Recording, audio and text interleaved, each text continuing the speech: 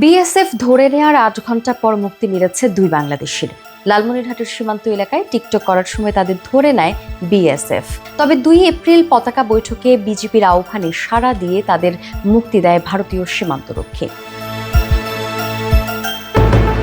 বিজিবির কাছে হস্তান্তরে এই বাংলাদেশিরা হলেন বগুড়া জেলার বাসিন্দা ২২ বছর বয়সী সাজেদুল ইসলাম ও লালমনিরহাট পাটগ্রাম উপজেলার ১৬ বছর বয়সী কিশোর মাহফুজ ইসলাম ইমন। তারা সম্পর্কে মামা ভাগিনা।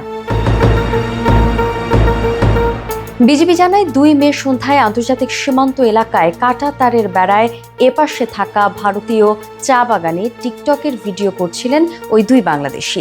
এ সময় ভারতীয় সীমানায় অনুপ্রবেশের অভিযোগে তাদের ধরে নেয় বিএসএফ। পরে রাত ২টার দিকে বুড়িমারি স্থলবন্দরের 0 পয়েন্ট পতাকা বৈঠকে তাদের ফেরত চায় বিজিবি। বাংলাদেশ সীমান্তরক্ষী বাহিনীর আহ্বানে তাদের ফেরত দিতে সম্মত হয় বিএসএফ। ইমন ও সাজেদুলের বরাতে প্রেস বিজ্ঞপ্তি প্রকাশ করেছে বিজিবি। এতে বলা হয়, বিএসএফ ওই দুজনের সঙ্গে কোনো দুর্ব্যবহার করেনি। দেশে ফেরত আনার পর তাদের স্বজনদের হাতে তুলে দেওয়া হয়েছে।